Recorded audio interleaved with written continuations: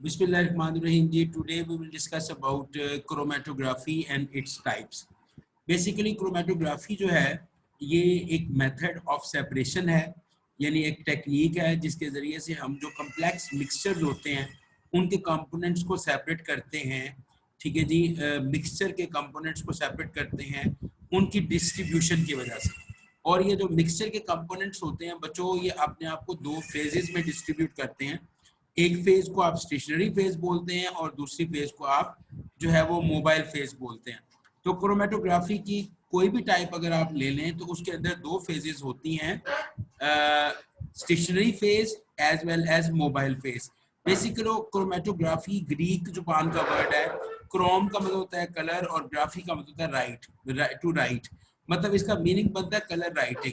ठीक है, लेकिन इट्स सेपरेशन टेक्निक। ये सेपरेशन के लिए, प्योरिफिकेशन के लिए, आइडेंटिफिकेशन के लिए टेक्निक इस्तेमाल होती है। और इसमें जो कि सबसे पहले इसको माइकल स्वेट था साइंटिस्ट, जिसने क्लोरोफिल के डिफरेंट कंपोनेंट्स को सेपरेट किया था क्रोमेटोग्राफी के जरिए, कॉलम क्रोमेटोग्राफी के जरिए।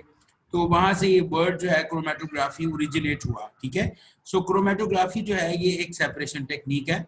अच्छा, क्रोमेटोग्राफी में दो फेजेस आती हैं, stationary phase and mobile phase. Stationary phase definitely static होगी और मोबाइल फेज जो है वो मूविंग होगी। अच्छा बच्चों, जो स्टेशनरी फेजेस होती हैं उनमें दो पॉसिबिलिटीज हैं। स्टेशनरी फेज में B a solid or it may be a liquid supported on a solid। यानी जितनी भी क्रोमेटोग्राफी की टाइप्स हैं उनमें स्टेशनरी फेज के आगे फर्दर दो कंडीशन हो सकती हैं कि स्टेशनरी फेज या तो सॉलिड फेज में होगी या स्टेशनरी फेज किसी लिक्विड फेज में होगी, लेकिन उस लिक्विड को किसी सॉलिड पे सपोर्ट मिली हुई होगी। इसी तरह मोबाइल फेज जो होती है क्रोमेटोग्राफी में, mobile phase can be a liquid और it can be a gas. Mobile phase can be a liquid or it can be a gas. A solid cannot act as mobile phase। बेटा mobile phase के तौर पे solid जो है वो कभी act नहीं कर सकता। और ये चीज आप ध्यान में रखें कि मोबाइल फेज जो है वो स्टेशनरी फेज के ऊपर उसके ऊपर मूव कर रही होती है, राइट। अच्छा, अब ये चीज में ध्यान में रखिएगा कि क्रोमेटोग्राफी के अंदर तीन तरह की फोर्सेस इन्वॉल्व होती हैं। Electrostatic forces of attraction, hydrogen bonding और लंडन फोर्सेस। यानी ये वो फोर्सेस हैं जो सेपरेशन के हवाले से इंपॉर्टेंट रोल प्ले करती हैं। और क्रोमेटोग्राफी की कई टाइप्स हैं जो अभी हम डिस्कस करेंगे और उनके अंदर डिफरेंट इंटरेक्शंस जो हैं वो ऑपरेट कर रहे होते हैं और उन इंटरेक्शंस की बेसिस पे सेपरेशन हो रही होती है। अच्छा, आप क्रोमेटोग्राफी अगर पढ़ रहे हो तो आपको कुछ बेसिक टर्मिनोलॉजीज का पता होना चाहिए। सबसे पहले तो आपको पता होना चाहिए कि व्हाट इज एनालाइट। देखिए, एनालाइट वो सब्सटेंस होता है जिसको हमने सेपरेट करना होता है या जिसका एनालिसिस हमें रिक्वायर्ड होता है, उसको एनालाइट कहते हैं। अच्छा, व्हाट इज एल्यूजन। बच्चों, एल्यूजन का मतलब होता है process of removing absorbed material from stationary phase by the movement of the mobile phase. यानी आपने जो मिक्सचर के कंपोनेंट्स को सेपरेट करना है और उन कंपोनेंट्स को वन बाय वन आपने सेपरेट करके रिमूव करवाना है। ठीक है, स्टेशनरी फेज के ऊपर से उनको मोबाइल फेज में डिसॉल्व करके जब वो आगे की तरफ मूव करेंगे, खासतौर पे जैसे कॉलम क्रोमेटोग्राफी है उसमें हम ये टर्मिनोलॉजी यूज करते हैं, तो वो जो मूव करके उनकी रिमूवल होगी स्टेशनरी फेज के ऊपर से, मोबाइल फेज की मूवमेंट की वजह से वो आगे की तरफ मूव करेंगे और कॉलम के से बाहर एल्यूट होंगे, तो उस प्रोसेस को एल्यूजन कहा जाता है। ठीक है, इल्यूएंट किसको कहते हैं बच्चों? इल्यूएंट बेसिकली हम कहते हैं मोबाइल फेज को। आप याद रखिएगा, खासतौर पे टर्मिनोलॉजी कॉलम क्रोमेटोग्राफी में हम यूज करते हैं। इल्यूएंट जो है एक सॉल्वेंट है या मोबाइल फेज है जो कि स्टेशनरी फेज के ऊपर मूव करेगी और इसकी मदद से मिक्सर के कंपोनेंट जो है वो सेपरेट होंगे। इल्यूएट क्या चीज है? अच्छा, इल्यूएट जो है, देखिए कॉलम के अंदर जब सेपरेशन हो जाती है तो कॉलम की लोअर साइड से जो भी लिक्विड या जो भी लिक्विड सॉल्यूशन इमर्ज हो रहा होता है उसको इल्यूएट कहते हैं। अब इल्यूएट में बच्चों दो चीजें होंगी। इल्यूएट में एक तो मोबाइल फेज होगी और दूसरा वो कंपोनेंट होगा जो सेपरेट होकर आया है। ठीक है ना जी, तो ये चीज याद रखिए, eluate is basically the mixture of two things. First one is the mobile phase and second one is the separated component. This is called eluate. इसके बाद एक क्रोमेटोग्राम क्या होती है? क्रोमेटोग्राफी में टर्म यूज होती है क्रोमेटोग्राम। ये बच्चों एक ग्राफिकल रिप्रेजेंटेशन होती है क्रोमेटोग्राफी के अंदर, जिसमें एक तरफ हम सल्यूट की कंसंट्रेशन लेते हैं और दूसरी तरफ हम एल्यूजन टाइम या एल्यूजन वॉल्यूम जो है वो लेते हैं। ठीक है, ये भी खास तौर पे टर्म यूज हो रही है कॉलम क्रोमेटोग्राफी के अंदर। अच्छा, अगर आप पेपर क्रोमेटोग्राफी में क्रोमेटोग्राम की टर्म इस्तेमाल करते हैं तो उसमें आप क्या कहते हैं? उसमें आप कहते हैं जो पैटर्न सेपरेशन के बाद हमें मिल जाता है उसको क्रोमेटोग्राम कहते हैं। जैसे आपने इंक्स लगाई बेस लाइन पे, वो इंक्स सेपरेट हो गई, उनको आपने ऊपर लाइन लगाई सॉल्वेंट फ्रंट, उसके बाद आपको जो रिजल्ट मिला, जो आपको आपने ड्राई करने के बाद जो चीज़ ऑब्टेन की उसको हम क्रोमेटोग्राम कहते हैं। लेकिन कॉलम क्रोमेटोग्राफी में हम उसको ग्राफिकली प्रेजेंट करते हैं और एक ग्राफ बनाते हैं, उस ग्राफ को हम क्रोमेटोग्राम कहते हैं। इसी तरह बच्चों एक टर्म यूज होती है क्रोमेटोग्राफी के अंदर, काउंटर करंट क्रोमेटोग्राफी। ये लिक्विड लिक्विड क्रोमेटोग्राफी जो होती है, जिसमें मोबाइल फेज भी लिक्विड हो और स्टेशनरी फेज भी लिक्विड हो, उसको काउंटर करंट क्रोमेटोग्राफी कहा जाता है और इसको ट्रिपल सी के जरिए से रिप्रेजेंट किया जाता है। अच्छा, एक होती है रिवर्स फेज।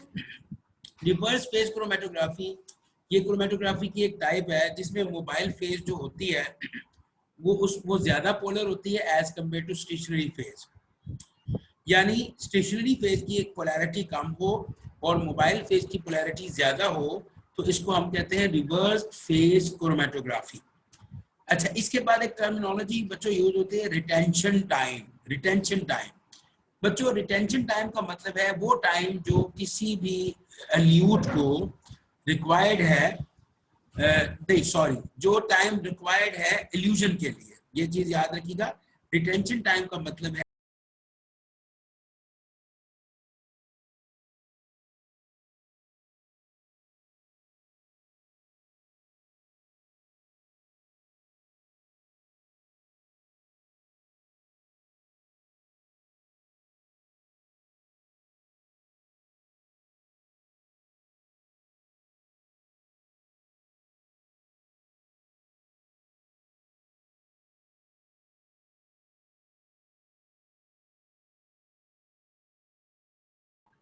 अच्छा बच्चों, ये रिटेंशन टाइम जो होता है, ये इसकी मैं बात कर रहा था। रिटेंशन टाइम वो टाइम है कि जो टाइम रिक्वायर्ड होता है कंपोनेंट को कॉलम से मर्ज करने के लिए।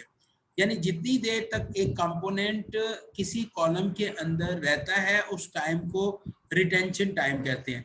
और ये टाइम हम कैलकुलेट करते हैं जब हम मिक्सचर को इंजेक्ट करते हैं, वहां से लेकर जब वो कंपोनेंट दूसरी तरफ से इमर्ज आउट होता है कॉलम की सेकंड साइड से। ठीक है, और उस डिटेक्टर उसको फिर डिटेक्ट करता है, तो इसको रिटेंशन टाइम कहा जाता है। अच्छा, इसी तरह रिटेंशन वॉल्यूम होता है बच्चों। रिटेंशन वॉल्यूम का मतलब होता है कि मोबाइल फेज का वो वॉल्यूम जो कि रिक्वायर्ड है किसी भी कंपोनेंट को अमर्ज आउट करवाने के लिए या कॉलम में से जो है वो सेपरेट करवाने के लिए। मतलब एक कंपोनेंट जो होता है, उनकी डिफरेंट कंपोनेंट्स जो होते हैं मिक्सचर के कंपोनेंट्स, उनकी डिफरेंट फेजेस यानी स्टेशनरी और मोबाइल फेज के साथ इंटरेक्शन होती हैं। जिसकी स्टेशनरी फेज के साथ ज्यादा इंटरेक्शन होती है वो पीछे रह जाता है, और जिसकी मोबाइल फेज के साथ ज्यादा इंटरेक्शन होती है वो कॉलम में आगे मूव करता है। तो बच्चों ये चीज याद रखें कि जो आगे मूव कर जाता है वो जल्दी एल्यूट हो जाता है, कॉलम से बाहर आ जाता है। उसके लिए मोबाइल फेज का कम वॉल्यूम चाहिए उसको एल्यूट करवाने के लिए। लेकिन जिसकी इंटरेक्शन स्टेशनरी फेज के साथ ज्यादा होगी उसकी एल्यूजन के लिए मोबाइल फेज का ज्यादा वॉल्यूम चाहिए होगा। तो रिटेंशन वॉल्यूम का मतलब होता है volume of the mobile phase required to elute one half of the compound from the column as indicated by peak maximum. यानी जारी बात है, जब वो एल्यूट होगा तो एक पीक बनेगी और उस पीक की जो इंडिकेशन होगी उस वहां तक जो वॉल्यूम यूज हुआ है शुरू से लेकर एंड तक एल्यूजन के लिए जितना मोबाइल फेज का वॉल्यूम यूज हुआ है उसको रिटेंशन वॉल्यूम कहते हैं।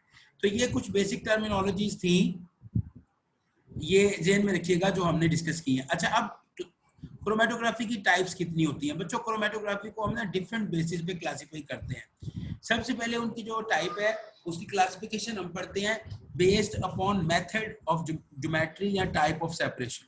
यानी आपने देखा होगा बच्चों, क्रोमेटोग्राफी या तो हम किसी प्लेन पेपर पे परफॉर्म करते हैं जैसे पेपर क्रोमेटोग्राफी है, या प्लेट पे परफॉर्म कर रहे हैं जैसे थिन लेयर क्रोमेटोग्राफी है।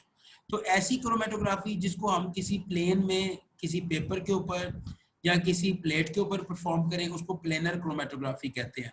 लेकिन अगर क्रोमेटोग्राफी का एक्सपेरिमेंट हम किसी कॉलम के अंदर करें तो उसको कॉलम क्रोमेटोग्राफी कहते हैं।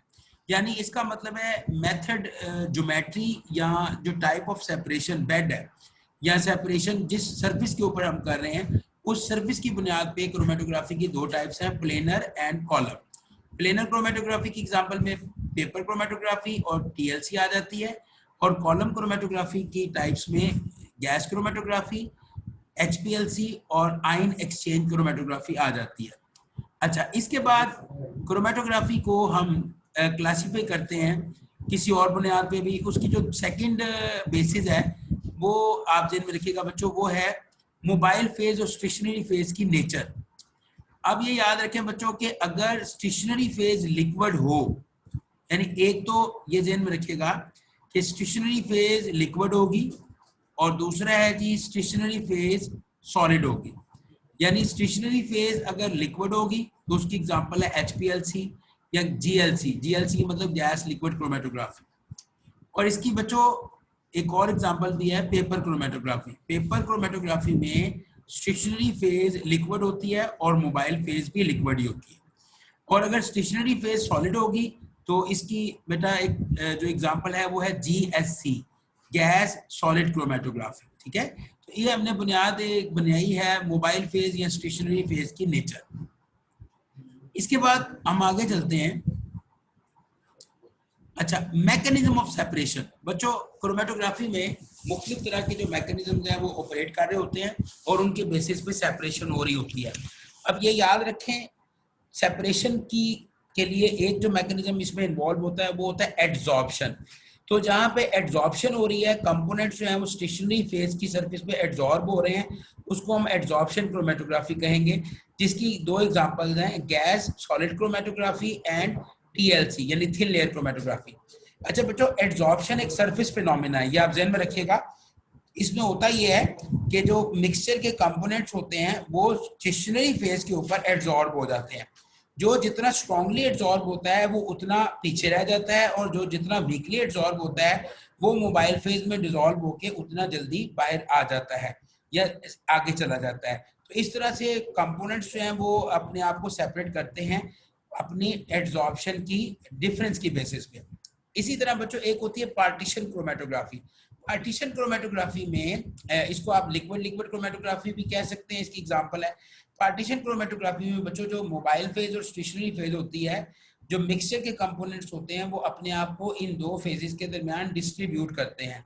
इनकी डिस्ट्रीब्यूशन होती है, पार्टीशन होती है, इसमें एड्सॉर्प्शन नहीं होती, ये सरफेस फिनोमेना नहीं है बल्कि ये डिस्ट्रीब्यूशन फिनोमेना है। इसमें डिस्ट्रीब्यूशन होगी और उस डिस्ट्रीब्यूशन की बेसिस पे सेपरेशन होगी। अच्छा, एक होती है बेटा एफिनिटी क्रोमेटोग्राफी। एफिनिटी क्रोमेटोग्राफी में जो है वो बेसिकली प्रोटीन्स की सेपरेशन के लिए भी हम ये यूज कर सकते हैं। अच्छा, एक होती है आयन एक्सचेंज क्रोमेटोग्राफी। इसमें बच्चों आयंस की सेपरेशन हम करते हैं, और आयंस जो है वो एक स्टेशनरी फेज में हम एक रेजन इस्तेमाल करते हैं जिसके ऊपर डिफरेंट तरह के आयंस होते हैं, और जो हमारे कंपोनेंट्स होते हैं मिक्सचर के वो भी आयनिक फॉर्म में होते हैं जो कि उस कॉलम के साथ अटैच हो जाते हैं यानी एक्सचेंज हो जाते हैं, और फिर वो मुख्तलिफ स्ट्रेंथ्स के साथ अटैचमेंट कर लेते हैं कॉलम की स्टेशनरी फेज के साथ।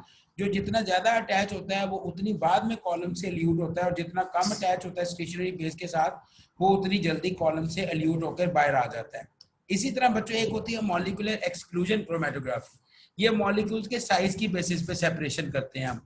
मॉलिक्यूल्स के डिफरेंट साइजेस होते हैं, छोटे मॉलिक्यूल्स हैं, बड़े मॉलिक्यूल्स हैं, बहुत बड़े मॉलिक्यूल्स हैं, तो उनको उनके साइजेस की बेसिस पे सेपरेट किया जाए तो उसको मॉलिक्यूलर एक्सक्लूजन क्रोमेटोग्राफी कहा जाता है।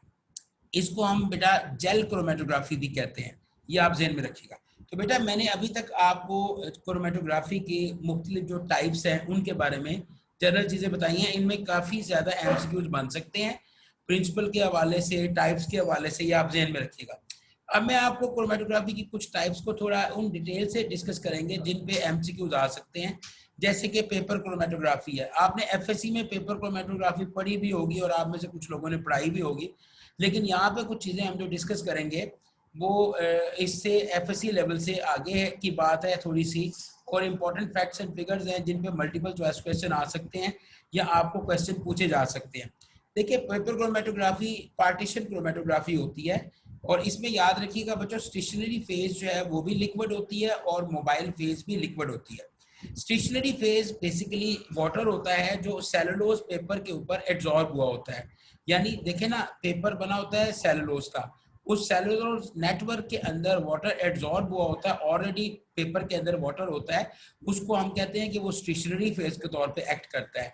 और जो मोबाइल फेज होती है वो एक सॉल्वेंट हो सकता है या मिक्सचर ऑफ सॉल्वेंट हो सकता है जो एक दूसरे में मिक्सिबल होंगे, वो एक्ट करेंगे एज मोबाइल फेज, जो कि टैंक के अंदर आप लिक्विड लेते हैं और पेपर को उसके अंदर हैंग कर देते हैं और वो सॉल्वेंट या मोबाइल फेज जो है वो ऊपर की तरफ राइज करता है। तो ये चीज बच्चों याद रखिएगा, मोबाइल फेज को हम डेवलपिंग सॉल्वेंट भी कहते हैं। यहाँ पे जो सेपरेशन होगी वो उसमें डिस्ट्रीब्यूशन होगी, यानी जो कंपोनेंट्स होंगे वो अपने आप को दो फेजेस के दरमियान डिस्ट्रीब्यूट करेंगे, उनकी पार्टीशन होगी दो फेजेस के दरमियान। और इस तरह से याद रखिएगा बेटा एक और इम्पॉर्टेंट चीज आती है कि जो पेपर क्रोमेटोग्राफी होती है उसमें जो मोबाइल फेज है वो ट्रेवल क्यों करती है, क्योंकि उसने तो against the force of gravity जाना है। अगर असेंडिंग पेपर क्रोमेटोग्राफी है तो बेटा वो मूव करती है कैपिलरी एक्शन के जरिए, क्योंकि पेपर में छोटी छोटी कैपिलरी ट्यूब्स होती हैं और वहां पे कैपिलरी एक्शन डेवलप हो जाता है, जिसकी वजह से मोबाइल फेज जो है वो उन स्पेसेस को फिल अप करने के लिए ऊपर की तरफ मूव करना शुरू कर देती है। तो बहरहाल paper chromatography is a type of partition chromatography. Paper chromatography को हम 3 टाइप्स में डिवाइड कर सकते हैं। ये टाइप जो है ये इसकी बुनियाद क्या है, इसकी बुनियाद ये है कि सॉल्वेंट जो है या मोबाइल फेज जो है वो किस तरह से पेपर पे मूव कर रही है। एक होती है बेटा असेंडिंग पेपर क्रोमेटोग्राफी, इसमें जो मोबाइल फेज है वो डाउनवर्ड से अपवर्ड डायरेक्शन में मूव करती है। डिसेंडिंग पेपर क्रोमेटोग्राफी में मोबाइल फेज जो है वो अपवर्ड से डाउनवर्ड डायरेक्शन में मूव करती है और रेडियल पेपर क्रोमेटोग्राफी में मोबाइल फेज जो है वो हॉरिजॉन्टल मूव करती है। तो बेटा ये चीज याद रखिएगा कि ये असेंडिंग, डिसेंडिंग और रेडियल पेपर क्रोमेटोग्राफी की 3 टाइप्स है। अच्छा बच्चों आगे चलते हैं। पेपर क्रोमेटोग्राफी को परफॉर्म करने के लिए हमें मुख्तलिफ स्टेप्स की जरूरत होती है। इसमें सबसे पहले चॉइस ऑफ फिल्टर पेपर है, फिर प्रेपरेशन ऑफ द सैंपल है, फिर सैंपल को अप्लाई कैसे करना है पेपर पे, फिर हमने मोबाइल फेज जो लेनी है वो कैसी लेनी है, फिर हमने क्रोमेटोग्राम को डेवलप कैसे करना है, पेपर को ड्राई कैसे करना है, और इसके अलावा हमने पेपर के ऊपर अगर लोकेटिंग एजेंट इस्तेमाल करना है तो स्पॉट्स को कैसे लोकेट करना है, और उसके बाद हमने आरएफ वैल्यू या क्वांटिटेटिव एस्टिमेशन कैसे करनी है। इन स्टेप्स में कुछ इंपॉर्टेंट एमसीक्यूज हैं जो मैं आपके साथ शेयर कर रहा हूँ वन बाय वन। सबसे पहले बेटा चॉइस ऑफ फिल्टर पेपर, तो ये चीज याद रखिए बेटा कि जो फिल्टर पेपर हम यूज करते हैं उसको हम कहते हैं वॉटमैन फिल्टर पेपर नंबर 1। ठीक है, ये वॉटमैन फिल्टर पेपर नंबर की कंपोजिशन है जो आपने याद रखनी है। इसमें अल्फा सेलुलोज तकरीबन 98.9% होता है, बीटा सेलुलोज 0.3 से 1% तक वेरिएबल है, पेंटोसैंस ये भी कार्बोहाइड्रेट्स हैं 0.4 से 0.8% तक, ऐश और ईथर सॉल्युबल सब्सटेंस ये भी मौजूद होते हैं और इनकी परसेंटेजेस आपने ध्यान में रखनी है। ये वॉटमैन फिल्टर पेपर की ट्रू कंपोजिशन है। इसके बाद बेटा एक चीज जरूरी ये है कि पेपर जो फिल्टर पेपर हम यूज करेंगे इसमें एक 3 चीजें होनी चाहिए। एक तो excellent rate of movement of water, यानी उसमें जो वाटर की मूवमेंट का रेट है वो बड़ा एक्सीलेंट हो, क्योंकि बहुत सारे सॉल्वेंट्स में हम वाटर भी एज ए कंपोनेंट लेते हैं। इसके अलावा जो स्पॉट्स हैं जो हम लगाते हैं बेस लाइन पे वो मूव नहीं होना चाहिए। पेपर ऐसा हो कि वो स्पॉट्स हम लगाएं तो वो अपनी जगह पे स्टे करे, सिर्फ वो उसी वक्त मूव करेगा कंपोनेंट जब मोबाइल फेज वहां से गुजरेगी। और क्लैरिटी ऑफ सेपरेशन होनी चाहिए, पेपर ऐसा होना चाहिए कि उसपे जो कंपोनेंट सेपरेट हुए हैं वो वाज़ेह तौर पे नजर भी आए। तो ये पेपर की क्वालिटीज हैं जो होनी चाहिए पेपर में। अच्छा आमतौर पे बेटा रेक्टेंगुलर शेप का पेपर हम लेते हैं, लेकिन स्क्वायर शेप का पेपर भी हम ले सकते हैं। और यहाँ पे एक बड़ी इंपॉर्टेंट चीज़ है, जो पेपर हम लेंगे उसकी लेंथ 15 से 30 सेंटीमीटर होनी चाहिए और विड्थ जो है उसकी मोटाई जो है वो सेवरल सेंटीमीटर्स तकरीबन 2 से 3 सेंटीमीटर तक हो सकती है। तो ये है choice of the filter paper. Next है जी प्रेपरेशन ऑफ द सोल्यूशन, यानी सैंपल हमने कैसे बनाना है। बेटा सैंपल बनाने के लिए हमें सॉल्वेंट चाहिए जिसमें हम सैंपल वो डिजोल्व करेंगे।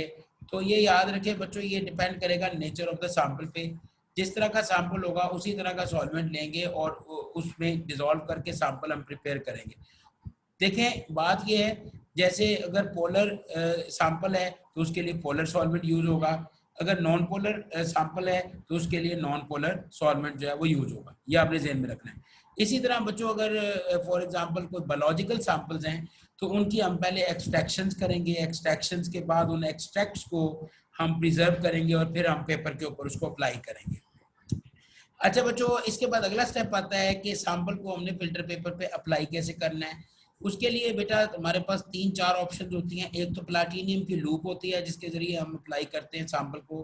फिर हमारे पास माइक्रो पिपेट्स होते हैं, माइक्रो सिरिंजेस होती हैं जिनके जरिए हम अप्लाई करते हैं सैंपल को।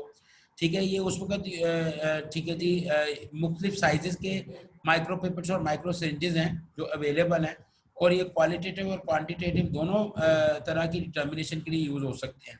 इसके अलावा कुछ केसेस में हम कैपिलरी ट्यूब्स के जरिए भी सैंपल को अप्लाई कर सकते हैं। इसमें सबसे बेहतर तरीका प्लाटीनियम लूप है, लेकिन ये हम कम यूज करते हैं क्योंकि ये थोड़ी कॉस्टली होती है, लेकिन बहरहाल ये रीयूजेबल होती है। प्लाटीनियम लूप जो है वो बार बार यूज हो सकती है। नेक्स्ट चीज़ है कि जो आपने सॉल्वेंट का इंतखाब करना है, यानी मोबाइल फेज का इंतखाब करना है, वो किस तरह से करना है। अच्छा, इसके लिए बेटा कुछ प्रॉपर्टीज होनी चाहिए मोबाइल फेज के अंदर। एक ये कि जो सॉल्वेंट है वो कंपोनेंट्स के साथ केमिकली रिएक्ट ना करे। दूसरा ये है कि जो कंपोनेंट जो सॉल्वेंट है उसकी कंपोजिशन जो है वो वक्त के साथ साथ चेंज ना हो, यानी थ्रू आउट द एक्सपेरिमेंट उसकी कंपोजिशन सेम रहे। इसके अलावा डिटेक्शन के हवाले से जो कंपोनेंट सॉल्वेंट है वो इंटरफेरेंस ना करे। और इसके अलावा बेटा सॉल्वेंट ऐसा यूज करना चाहिए जिसकी वजह से आरएफ वैल्यू जो है वो 0.05 से 0.1 के अंदर हमें ऑब्टेन हो जाए। ठीक है, तो ये चीज़ आप याद रखिए, ये नेचर ऑफ द सॉल्वेंट जो है बड़ी अहम है। अब यहाँ पे मैंने कुछ बहुत इंपॉर्टेंट एमसीक्यूज के हवाले से पॉइंट दिए हुए हैं, वो ये हैं कि अब ये मोबाइल फेज है। अब देखिए फॉर एग्जांपल अगर अमाइनो एसिड्स को सेपरेट करना हो तो हमारे पास बेटा ये कंपोजिशन है, एन ब्यूटानॉल है, एसिटिक एसिड है और वाटर है, ये इस रेशो के अंदर हमने लेना है। ठीक है, यहाँ हमने एन ब्यूटानॉल, पेरिडिन और वाटर लेना है इस रेशो के साथ 1:1:1, यानी 100 ml बनाना है तो 33.3 33.3 33.3 इस तरह से हमने लेना है। शुगर्स को सेपरेट करने के लिए इथाइल एसीटेट, पेरिडिन और वाटर कंसंट्रेटेड फॉर्म में लेना है, इथाइल एसीटेट, एसिटिक एसिड और वाटर इस रेशो में लेना है। अच्छा, इसके अलावा ये देखिए अगर हमने फैटी एसिड्स को सेपरेट करना है तो फैटी एसिड को सेपरेट करने के लिए हमें एन ब्यूटानॉल और 1.5 मोलर अमोनिया का सोल्यूशन लेना है सैचुरेटेड। कोबाल्ट, निकल, मैंगनीज, कॉपर और आयरन को सेपरेट करना है तो एसीटोन और कंसंट्रेटेड HCl और वाटर को 85:8:5 की रेशो से लेना है। तो ये आपने रेशोज और ये जो मोबाइल फेजेस हैं उनको याद रखना है कि किस तरह के मिक्सचर्स को सेपरेट करने के लिए किस तरह की मोबाइल फेजेस इस्तेमाल होती है। अच्छा, इसके बाद हम क्रोमेटोग्राम को डेवलप कैसे करते हैं। क्रोमेटोग्राम के ऊपर हम जारी बात है सैंपल जब लगा देते हैं उसके बाद उसको हैंग कर देते हैं, और हैंग करने के बाद जो है जब तकरीबन 75% सॉल्वेंट मूव कर जाता है मोबाइल फेज तो हम उसको उसके ऊपर एक लाइन लगा देते हैं जिसको सॉल्वेंट फ्रंट कहते हैं। वो पेपर को बाहर निकाल लेते हैं, फिर हम उसको ड्राई करते हैं। ड्राई हम करते हैं रूम टेम्परेचर पे। ठीक है, ये चीज़ आप ध्यान रखिएगा, इसको रूम टेम्परेचर पे ड्राई किया जाता है। अच्छा, ड्राई करने के बाद हम कंपोनेंट्स को लोकेट करते हैं। बच्चों अगर तो कंपोनेंट्स जो हैं वो कलरफुल हों तो वो ऑटोमेटिकली लोकेट हो जाते हैं। जैसे आपने एफएससी में प्रैक्टिकल भी किया होगा, करवाया होगा, जैसे इंक है, अगर इंक तो ऑटोमेटिकली विजिबल है, लेकिन बहुत सारे ऐसे मिक्सचर भी होते हैं जो कि विजिबल नहीं होते। उनको विजिबल बनाने के लिए हमें लोकेटिंग एजेंट्स इस्तेमाल करना पड़ते हैं, उनको लोकेट करना पड़ता है। बच्चों उनको लोकेट करने के 3 तरीके हैं, फिजिकल मेथड्स हैं, केमिकल मेथड्स हैं और रेडियो एक्टिव मेथड्स हैं। फिजिकल मेथड्स में हम जो यूज़ करते हैं तरीका वो यूवी लैंप है। यूवी लैंप के ज़रिए से हम कंपोनेंट्स को लोकेट करते हैं। ठीक है, और यूवी लाइट के ज़रिए से हम मुख्तलिफ कंपोनेंट्स को उनको विजिबल बना लेते हैं और फिर हम उनको लोकेट कर लेते हैं। सबसे जो इम्पोर्टेंट चीज़ है वो केमिकल मेथड है। बच्चों याद रखिए केमिकल मेथड्स में हमें कुछ केमिकल्स यूज़ करने पड़ते हैं जो कंपोनेंट्स को लोकेट करने में हेल्प करते हैं, उनको लोकेटिंग एजेंट्स कहा जाता है। जैसे कि निन हाइड्रीन एक लोकेटिंग एजेंट है जो अमाइनो एसिड्स को लोकेट करने में हेल्प करती है, क्योंकि निन हाइड्रीन अमाइनो एसिड्स के साथ पर्पल कलर के कॉम्प्लेक्स या ब्लू कलर के कॉम्प्लेक्सेस बनाती है। ठीक है, अब यहाँ पे एमसीक्यूज के हवाले से बहुत एक इंपॉर्टेंट चीज जो है वो दी हुई है, उसको आप जरा ध्यान में रखिएगा। वो मैं आपके साथ शेयर करता हूँ।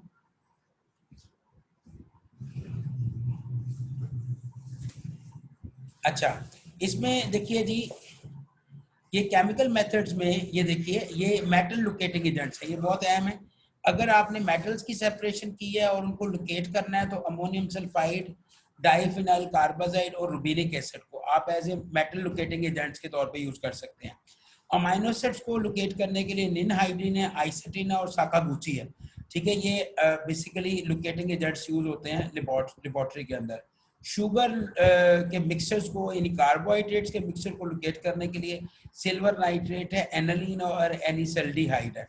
तो ये लोकेटिंग एजेंट्स भी आपने याद रखने हैं, इन पे मल्टीपल चॉइस क्वेश्चंस आ सकते हैं। इसके बाद बेटा रेडियो एक्टिव मेथड्स भी हैं जो कि रिकमेंडेड नहीं है। रेडियो एक्टिव मेथड्स के जरिए, रेडिएशन के जरिए से हम कंपोनेंट्स को लोकेट कर सकते हैं। आखिरी चीज है क्वांटिटेटिव एस्टिमेशन। जब हम कंपोनेंट्स को लोकेट कर लेते हैं, फिर हम बेटा उनकी आरएफ वैल्यू कैलकुलेट करते हैं। आरएफ वैल्यू को हम रिटार्डेशन फैक्टर भी कहते हैं। बेटा रिटार्डेशन फैक्टर का एक फॉर्मूला है, और वो फॉर्मूला ये है कि हम कंपोनेंट को बेस लाइन से लेकर हम जो सॉल्वेंट फ्रंट होता है वो वहां तक का फासला मेजर करते हैं, और इसके अलावा जो कंपोनेंट सेपरेट हुआ होता है बेस लाइन से जितना ऊपर गया होता है उसका फासला मेजर करते हैं। फिर उन दोनों की रेशो जो निकालते हैं वो आरएफ वैल्यू हमें देती है। आरएफ वैल्यू का मतलब है distance travelled by the component from base line divided by the distance travelled by the solvent front, यानी जितना कंपोनेंट ने फासला तय किया है उसको डिवाइड करना है आपने जितना फासला सॉल्वेंट ने तय किया। ये बच्चों याद रखना है कि आरएफ वैल्यू का कोई यूनिट नहीं होता, एक बात। दूसरा ये है कि आरएफ वैल्यू जो मैक्सिमम वैल्यू है वो 0 से 1 के दरमियान होगी। इसकी मैक्सिमम वैल्यू 1 हो सकती है और मिनिमम वैल्यू 0 हो सकती है। लेकिन बेटा जो बेहतर आरएफ वैल्यूज होती हैं, जिसमें हम कहते हैं कि बेटर सेपरेशन हुई है, वो तकरीबन 0.4 से 0.8 के दरमियान होती है। ये 0.4 से 0.8 की जो वैल्यू है ये बेटर रेजोल्यूशन को इंडिकेट कर रही होती है कि बेटर सेपरेशन हुई है। अच्छा बच्चों, आरएफ वैल्यू जो है वो डिपेंड करती है डिस्ट्रीब्यूशन कॉफिशिएंट के ऊपर। डिस्ट्रीब्यूशन कॉफिशिएंट एक फैक्टर है जिसको के कहा जाता है, और आरएफ वैल्यू को कैलकुलेट करने के लिए हमारे पास एक फॉर्मूला होता है 1/k+1, यानी ये कंपैरिजन हो रहा है डिस्ट्रीब्यूशन कॉफिशिएंट के साथ। डिस्ट्रीब्यूशन कॉफिशिएंट क्या चीज है बच्चों? डिस्ट्रीब्यूशन कॉफिशिएंट यानी के जो होता है वो किसी भी कंपोनेंट की कंसंट्रेशन मोबाइल फेज में डिवाइडेड बाय उसकी कंसंट्रेशन स्टेशनरी फेज में। अब मिसाल के तौर पे अगर के की वैल्यू बहुत लार्ज है तो इसका मतलब ये है कि वो कंपोनेंट मोबाइल फेज में ज्यादा है और स्टेशनरी फेज में कम है, क्योंकि डिनोमिनेटर जो है वो स्मॉल है और न्यूमरेटर लार्ज है। अगर के की वैल्यू बहुत स्मॉल है तो इसका मतलब है उस कंपोनेंट की कंसंट्रेशन स्टेशनरी फेज में ज्यादा है, मोबाइल फेज में कम है। और अगर इसकी वैल्यू एवरेज है तो इसका मतलब है कंसंट्रेशन दोनों फेजेस के दरमियान इक्वली डिस्ट्रीब्यूट हुई है। तो ये बेसिकली हमें काफ़ी चीज़ें बताने में हेल्प करता है। अच्छा, इसके अलावा देखें आरएफ वैल्यू अगर हमारे सॉल्वेंट के अंदर इम्प्योरिटीज़ हो, पेपर में इम्प्योरिटीज़ हो, टेम्परेचर चेंज करें या इन्वायरमेंट को चेंज करें तो आरएफ वैल्यू चेंज हो सकती है। अच्छा, आरएफ वैल्यू 4 चीज़ों पे डिपेंड करती है बच्चों, नेचर ऑफ द पेपर पे, सॉल्वेंट सिस्टम पे, नेचर ऑफ द सैंपल पे, और जो आपने प्रोसेस इस्तेमाल किया है डेवलपिंग प्रोसेस उस पर डिपेंड करती है। नेक्स्ट है इसकी पेपर क्रोमेटोग्राफी की बेटा एप्लीकेशन। देखें इसमें एक तो हम ट्रेस मेटल्स को, कोर्स में जो ट्रेस मेटल्स होती हैं उनको आइडेंटिफाई कर सकते हैं। इसके अलावा कोबाल्ट, निकल और जिंक को सेपरेट कर सकते हैं, आइडेंटिफाई कर सकते हैं मिक्सचर में से। इसके अलावा बेटा फार्मास्यूटिकल इंडस्ट्री में और फर्मेंटेशन प्रोडक्ट्स में उनकी प्योरिटी को चेक करने के लिए हम पेपर क्रोमेटोग्राफी के जरिए उनकी प्योरिटी को चेक कर सकते हैं। इसके अलावा बेटा पेस्टिसाइड्स खासतौर पे जैसे डाइक्लोरो डाइफिनाइल ट्राइक्लोरोइथेन है, या बेंजीन हेक्साक्लोराइड है, या हेप्टाक्लोर है, एंड्रिन और डाइएल्ड्रिन है, एल्ड्रिन है, इन सब को सेपरेट कर सकते हैं पेपर क्रोमेटोग्राफी के जरिए। इसी तरह सल्फर के आयन्स होते हैं, सल्फाइड है, सल्फाइट है, सल्फेट है, थायोसल्फेट है, इनको सेपरेट कर सकते हैं, इनको स्पेसिफाई कर सकते हैं। फूड के अंदर और ड्रिंक्स के अंदर जो अडल्ट्रेंट्स मौजूद होते हैं, नकालस चीज़ें होती हैं, उनको पेपर क्रोमेटोग्राफी के जरिए सेपरेट किया जा सकता है, डिटेक्ट किया जा सकता है। इवन बच्चों यूरिन के अंदर जो कंपोनेंट्स होते हैं उनको पेपर क्रोमेटोग्राफी के जरिए सेपरेट किया जा सकता है। अमाइनो एसिड्स को पेपर क्रोमेटोग्राफी के जरिए सेपरेट किया जा सकता है। लेड और कैडमियम को सेपरेट किया जा सकता है। मिक्सचर ऑफ इंक्स को सेपरेट किया जा सकता है। तो इसका मतलब है पेपर क्रोमेटोग्राफी एक सिंपल और वैल्यूएबल टेक्निक है, इसको आप ध्यान में रखिएगा, ठीक है। तो ये हमारा जो है ये एक पहला लेक्चर है। नेक्स्ट लेक्चर में अगली 2 टाइप्स जो हैं उन पे मैं डिस्कस करूंगा, ठीक है जी। तो अभी जो है ये मैं इसको अनम्यूट कर रहा हूँ।